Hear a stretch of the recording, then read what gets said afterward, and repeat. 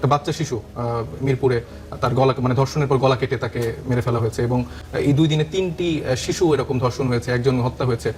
তো সেই জায়গায় আমরা দেখতে পাচ্ছি না মানে স্বরাষ্ট্রমন্ত্রীকে কোথাও, মানে তিনি কি নিখোঁজ কিনা। মানে আমি আরেকটা বিষয় উল্লেখ করতে চাই, মানে সারা দেশে আসলে যেভাবে আইন শৃঙ্খলার অবস্থা দিন দিন নিচের দিকে যাচ্ছে এবং আপনি জানেন যে গতকালকেই সম্ভবত একদম একটা বাচ্চা শিশু মিরপুরে তার গলা মানে ধর্ষণের পর গলা কেটে তাকে মেরে ফেলা হয়েছে এবং এই 2 দিনে 3টি শিশু এরকম ধর্ষণ হয়েছে, একজন হত্যা হয়েছে এবং সারা দেশে মানে গুম খুন এই ঘটনাগুলো কিন্তু বেড়েই চলছে।